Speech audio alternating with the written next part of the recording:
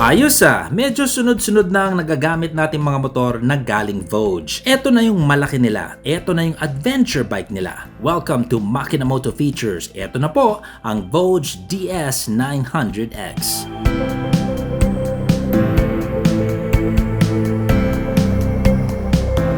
Magpakasaya mamayang gabi, makalimot lang ng ilang sandali. Okay, para sa mga hindi nakakaalam, ang Voge ay under sa isang massive moto company from China called Longchin. And ang Longchin po ang gumagawa ng makina ng BMW F900R, the F900XR, F800GS, F900GS, and the F900GS Adventure. So may basbas ng BMW to have them do the manufacturing. And syempre, may pakinabang din ng Longchin dito kasi may napupulot din silang mga know-how at teknolohiya na galing BMW Motorrad. 20 years na po silang gumagawa ng makina para sa BMW. Kaya yung alis niya, napaka-pamilyar. Yung diin at lakas sa acceleration, naranasan ko na ito dati. Andito na tayo, sulitin ang isa't isa. So saan ka pa? Kalimutan mo siya. Styling and design cues ng Voge DS900X is on the safe and familiar side. Very modern and very relatable to other designs of this era, tulad ng galing sa Triumph, Ducati, and heavily with BMW. So, sa current uso na panglasa ng mga adventure riders, pasok siya. Now, in terms of the ride with everything on it na may laman yung luggage natin at talagang sagaran pati ang top box puno, kulang-kulang we are at 245 to 250 kilos or over 500 pounds. Ako, medyo hindi ako fan ng panniers and top boxes. Gusto ko kung may dala akong backpack. And yung motor, mas bare. Pero, I can see how added weight can add stability pag malayuan na yung biyahe. For adventure riders na sanay sa gantong laki, hindi siya mahirap gamitin.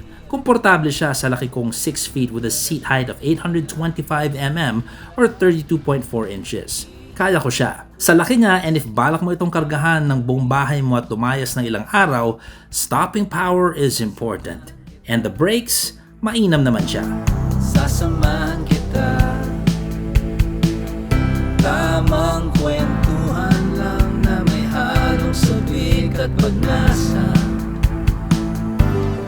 Oras natin ngayon, huwag mo nang isipin, mawawala tayo sa dilim. So saan ka ba? Kalimutan mo siya. Andito na tayo, sulitin ang isa't isa. So saan ka ba? Kalimutan mo siya. Okay, what we have right now is the all-new Voge DS900X. Ito po yung adventure bike nila. And right off the bat, sasabihin ko sa inyo that everything that you see here, the luggage, the panniers, everything that you see here comes with the bike when you buy it new. With the exception of this one. Ito, dagdag na nila yan. Pero meron din siyang auxiliary rights that I will show you later on. Well, as adventure bikes go, of course, we've seen 1200, 1300, these huge malalaking mga adventure bikes coming from BMW and Ducati and KTM. So this is a bit more compact, but it's still pretty hefty in terms of build and rigidity. So at 6 feet tall, if you are my height, both of my feet are planted to the ground, so no problem there. In terms of riding position, my knees are slightly down and my feet is slightly behind my knees. And I am upright. Ang aking handlebar ay medyo mababa. Hindi siya ganun or angas, may mga angas na riding position. So this is mababa yung ating handlebar. Still quite comfortable. Medyo relaxed yung aking pakiramdam dito. Voge is pretty up there in terms of quality, and dahil sa pricing nga nito, we are at 650,000 peso range. For Asian made bikes, I know they are affordable, but at 650,000 pesos, I'm expecting nothing but premium craftsmanship. Taking a closer look at our welds, okay naman siya. Even the bolts used here, okay siya. These are beefy bolts you see in higher end bikes. Okay din siya. The materials also used here are pretty good. Nice beef and solid. Wala akong masyadong play on the side. solidly made. If there's anything here that's going to be on the regular side, it would be the side stand. Everything else is pretty much primo, from the paint, our frame, the subframe, all done really well. It's something that you can trust. So in terms of our rims, Rayos, syempre adventure bike, gusto natin Rayos, absolutely 100%. It is off-road capable. Tubeless din siya, and you can tell this by looking at the side. As you can see, yung Rayos natin is mounted to the outer part of the rim, hindi sa loob ng gulong. Kung sa loob ng gulong, hindi nyo ito nakikita, that means may interior yung gulong ninyo. So I commend Voge for doing it this way, because you find this again in more expensive adventure bikes out there. They slapped on Scorpions on this right away. Scorpion Trail 2, highly regarded. And of course, Pirelli, simply, it's just one of the best tires out there, diba? We are at 90-90-21. Dito sa harap, sa likod naman, we have 150-70-17. So we got an enduro setup. In terms of the overall handling and feel of the bike, I would have wanted to try this bike without the panniers, kasi syempre pag tayo ay may panniers, you kinda have this lumba-lumba feeling. You know, the handling will be affected because you're adding things that were not originally on the bike. Although kasama siya stock, me, if I were gonna buy this, I'd probably get rid of the panniers or just really use it pag kailangan ko. If I'm gonna go on an adventure, probably bring a backpack and do without the panniers. I'm not a big fan of panniers. I'm just saying, nandito to, sulit na rin, diba? Super sulit. In terms of the foam on this adventure bike, we have experienced, at least on the rider's side, more foam. This is a bit thinner than what I'm normally used to. And interestingly enough, my thumb will go deeper on the pillion side of things. As you can see, it really goes deep down, while as here, kumbaga may palagkagad dito sa seat. Not to say this is not comfortable. Pretty comfortable naman sa akin siya because of how it was also designed. May pagka-scoop siya, so you're nestled nice and low in the center of the bike. So seat's fine. Seat's fine. In terms of stitching and quality, okay then, nothing is out of place.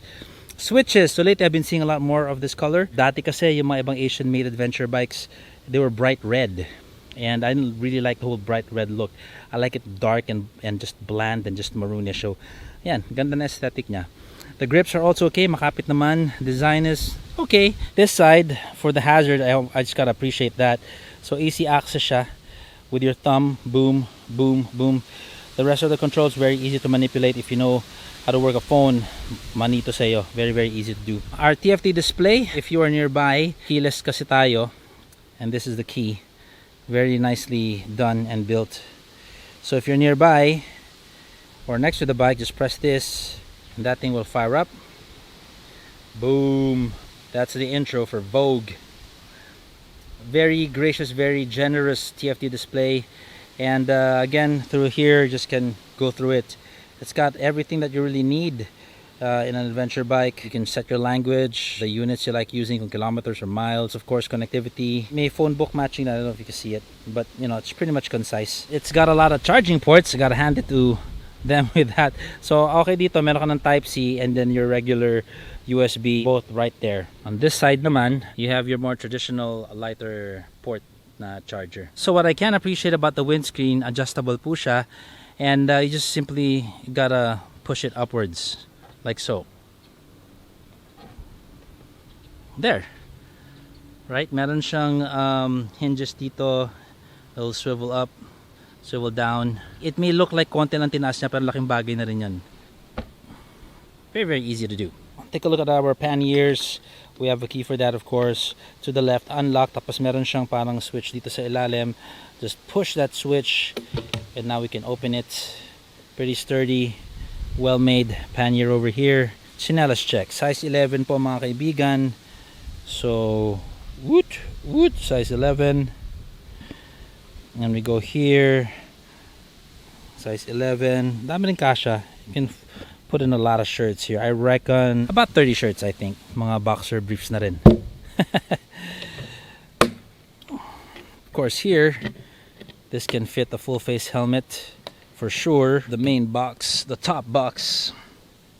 There you go. Aha! Ebidensya. We got some debris here. May nagdala dito ng stapler. Pinindot na yung stapler. Tapos ito nag-eject. Kinuha na yung stapler at naiwan yan dyan. So I will leave it there. Sa susunod na gagamit nito, tandaan nyo po, merong isang stapler wire na naiwan dito. Message nyo ako pag nakita nyo yung stapler wire. Let's take a listen.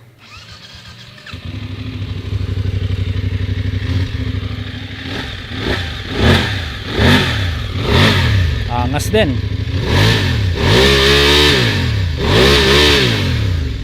I'm reaching the limiter quite quick. If I see where the limiter will kick in, about 9,000 before the limiter will kick in. Busina natin.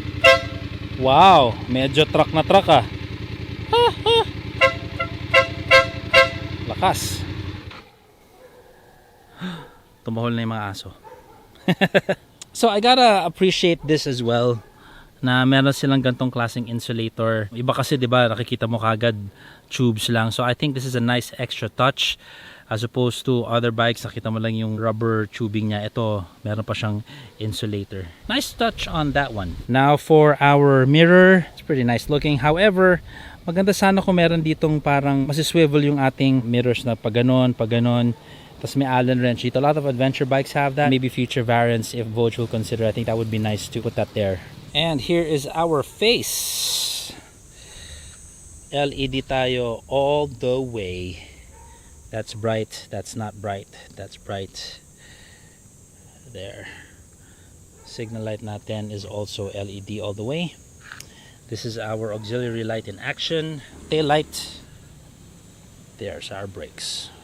Walang perpektong motor, at kung may ipipintas ako sa DS900X, it would be the small things really. Little improvements that I can see benefit future variants. Feeling ko pag magkaroon sila ng more color variations, more versions here and there, I think that would be a good thing. I think that would be really exciting for the adventure riders of today. It's like kung kukuha ko ng DS900X, marami akong pagpipilian. Now, mind you, considering yung spec sheet nito compared to other brands na technically ganun din yung laman, we are at almost half the price ng mga Triumph, BMWs, and Ducatis.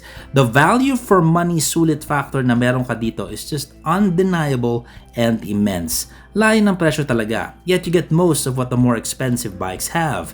Lalo na dito sa Voge DS900X. Again, yung makina nito ay yung gamit sa BMW F900 and 800 series. Yun eh, more or less. Makalimot na. Nakakatuwang isipin na yung pagka-competitive ng mga motorcycle manufacturers ay sa dulo na papakinabangan natin mga riders. Sobrang daming motorcycle brands na talaga. At hindi na ito parang nung araw na banat lang ng banat yung mga Asian-made bikes na hit or miss, di ba? Parang hindi sure back in the 90s and early 2000s. Sa dami ko nang nasubukan na motor, masasabi ko na iba na talaga ang panahon ngayon. Hindi na issue yung major breakdowns and quality control issues sa mga ibang brands na gawang China. In fact, ang pakiramdam ko, papunta na sa direction na talagang nakikipagsabay na sila sa mga dekadang tanda na motorcycle brands from Japan and Europe. Talagang head-to-head na, toe-to-toe. Andyan na yung kalidad nila. Matira-matibay na lang ang pinag-uusapan natin dito, and residual value in the second-hand market. Only time will tell. The Voge DS900X. Enjoy shopping and choosing, folks. Sersak po for Makina Moto Features. Ciao! Kalimutan mo siya.